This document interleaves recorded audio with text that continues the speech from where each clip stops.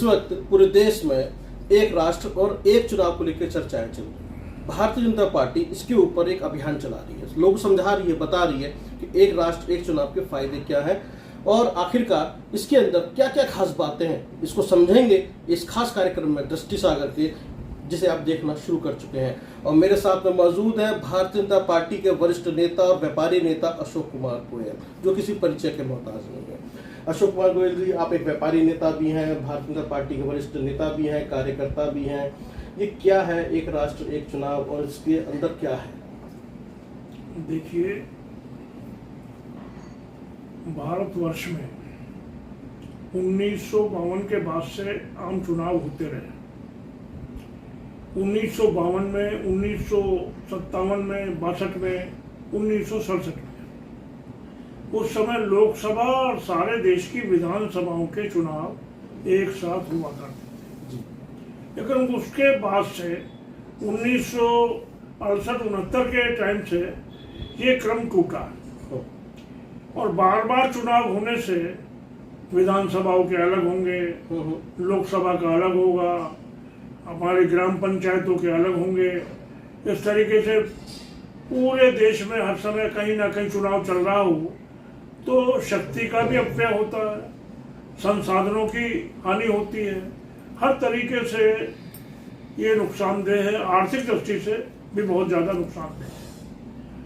तो एक अवधारणा ये बनी है कि जो परंपरा पहले से लागू थी जी, संविधान लागू होने के बाद में, क्यों ना पूरे देश में एक साथ चुनाव कराने की बात शुरू की जाए।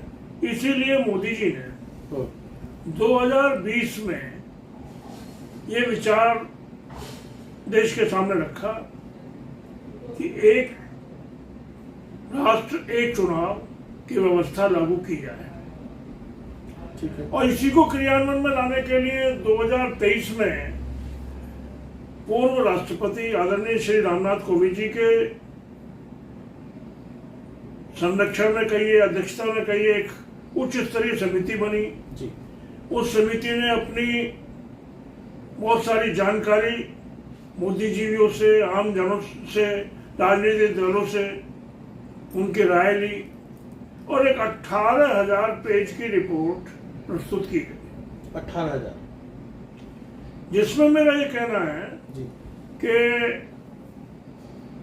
दिसंबर में 17 दिसंबर 24 को संसद में सरकार के द्वारा ये प्रस्ताव रखा गया है कि एक राष्ट्रीय चुनाव देश के लिए आवश्यक है, इसके ऊपर संसद विचार करे। विचार के लिए रखा है जी। और उसके बाद में वो प्रस्ताव जेपीसी, जॉइंट पार्लियामेंट्री कमेटी को भेज दिया गया है, उस पर विचार चल रहा है। लेकिन अब पूरे देश में मंथन हो रहा है, समाज के सभी वर्गों में ये विषय चर्चा का विषय है कि आखिर इस राष्ट्र को सशक्त, समृद्ध, एक सुविकसित राष्ट्र बनाने के लिए जो एक राष्ट्र एक चुनाव की आवश्यकता है वो कितनी महत्वपूर्ण है, उसको लागू होने के बाद में कितना बड़ा फायदा हमारे देश को होने वाला है। एक चर्चा और भी चल रही है, जैसे आप रायशुमारी करा रहे हैं पूरे देश के अंदर, कुछ बातें हमारे पास भी आती हैं, मैं थोड़ा पूछ लेना चाहता हूँ, समझ लेना चाहता हूँ, हमारे दर्शक भी समझेंगे इसको। जो केरल की सरकार गिरी पहली बार और उसका वजह थी दल बदल। तो ये जो दल बदल वाली जो स्थितियां बनती हैं, आजकल हम देखते हैं कोई किसी पार्टी में चला गया, कभी किसी पार्टी में चला गया, कोई सरकार गिर गई, तो इस पर भी एक रोक लगेगी और आवृत्ति रुकेगी, पैसा भी बचेगा। उसमें कहना ये है, सुझाव ये आया है कि अगर किसी राज्य में कोई सरकार बीच में ही किसी भी कारण से रुक जाती है, भंग हो जाती है जी, तो शेष अवधि जो बचती है जी, शेष अवधि के लिए चुनाव करा दिया जाए उसमें। मान लिया जैसे अभी 2029 में चुनाव होने हैं जी, और 2027 में 28 में कोई भंग हो जाती है, कोई भी जो है राज्य की विधानसभा है, कोई भी ऐसी, तो उसमें उन 2 सालों के लिए चुनाव करा दिया जाए। 2029 में फिर सब एक साथ हो जाएंगे। तो ये इसका पूरी तरीके से विकल्प है। ठीक उस तरह से जैसे कोई अगर किसी सीट से विधायक था, चुनाव जीत के सांसद बन गया तो उसकी जगह उसी बाकी अवधि के लिए विधायक चुन लिया गया।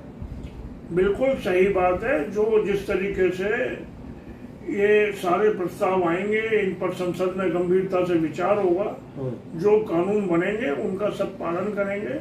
मेरा तो ये मानना है कि 1967 के बाद में देश में थोड़ा बदलाव आया था जी।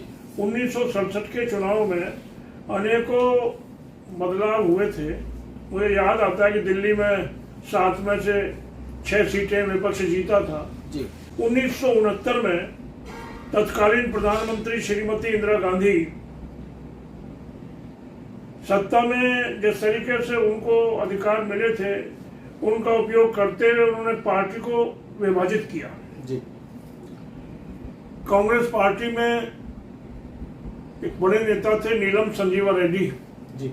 उनको राष्ट्रपति पद के लिए नामांकन स्वयं श्रीमती इंदिरा गांधी ने किया। लेकिन जब चुनाव का समय आया तो मन परिवर्तन हुआ, श्री वीवी गिरी को उन्होंने समर्थन दिया और वीवी गिरी की विजय हुई। तो उसी प्रकार से 1972 में चुनाव होने थे 67 के बाद में, लेकिन उन्होंने बांग्लादेश युद्ध के बाद में जब हमारी सेना ने पराक्रम दिखाया था उस स्थिति का लाभ उठाने के लिए 1971 में ही संसद भंग कर दी और चुनाव करा दिए। तो ये अपने निजी कारणों से, बस मैं तो ज्यादा नहीं कहना चाहता सभी के लिए, राजनीतिक दलों के द्वारा क्या नाम जो शुरू हुआ अनेकों अवसरों पर। एक अवसर पर तो विपक्ष की 7 सरकारें भंग कर दी गई एक साथ चुनाव कराने के लिए। ऐसे अवसर आए हैं जब धारा 356 का उपयोग करके कहीं ना कहीं असमय विधानसभाएं भंग होती रही हैं। हालांकि मोदी जी ने अब तक उस धारा का कोई उपयोग आज तक नहीं किया है। यानी कुल मिला के जो मैं समझ पाया, अवसरवादी राजनीति पे विराम लगेगा और लगेगा। अवसरवादी पर राजनीति में भी काम लगेगा, विराम लगेगा।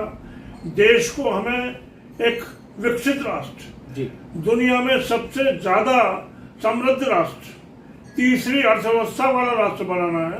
इसके अलावा मिशन 2047 सनातन संस्कृति युक्त भारत की ओर बढ़ना है।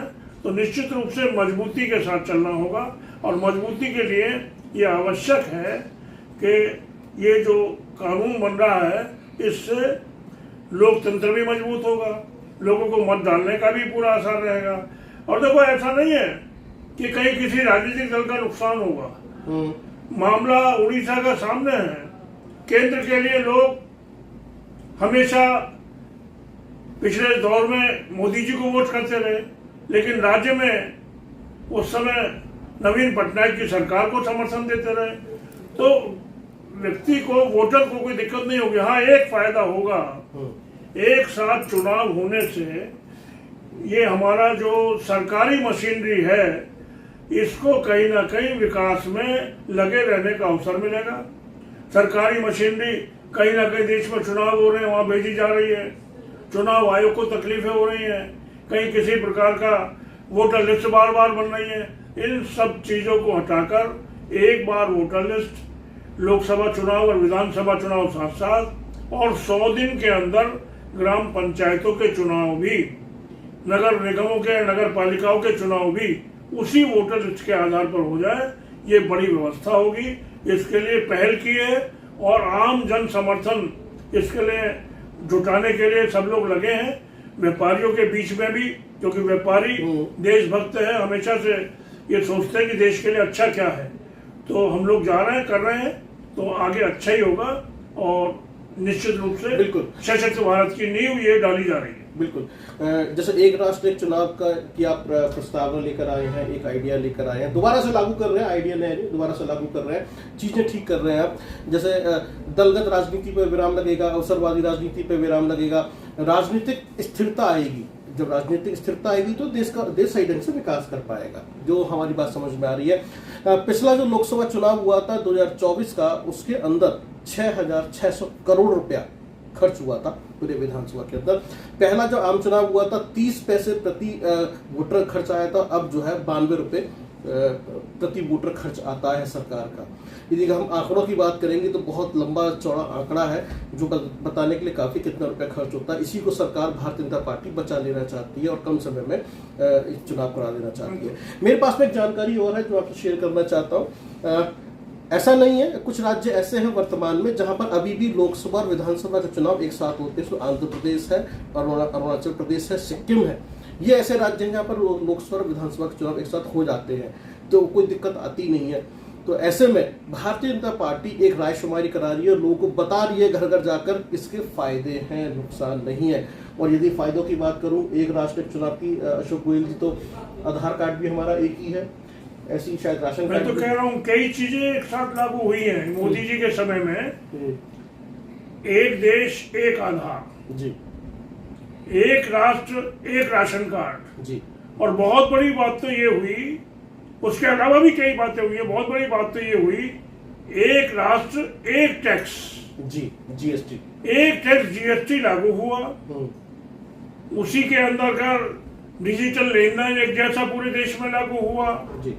और उसके बाद से देश को तरक्की मिली है, देश की अर्थव्यवस्था बहुत सुदृढ़ हुई है, देश में राजस्व की निरंतर वृद्धि हो रही है, निर्यात की वृद्धि हो रही है।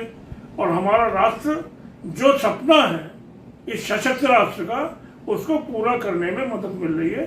तो एक राष्ट्र एक चुनाव सशक्त भारत की नींव रखेगा, ऐसे भारत की जो समृद्ध हो और आगे बढ़ता हुआ सारी दुनिया का नेतृत्व करे। ऐसे भारत की नींव के लिए, लोकतंत्र की मजबूती के लिए एक राष्ट्र एक चुनाव महती आवश्यकता है। और जन जन का समर्थन मिल भी रहा है और मिलेगा, ऐसा आशा है जी। यानी कुल समानता की बात हो रही है, सब एक समान है, सब एक देश के नागरिक हैं। तो एक राष्ट्र एक चुनाव को लेकर भारतीय जनता पार्टी पूरे देश में एक अभियान चला रही है और लोगों को बता रही है इसके फायदे क्या हैं, इसको लागू हो जाना चाहिए।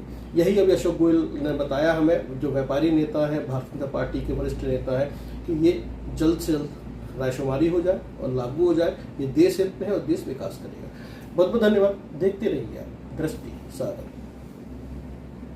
बाबू।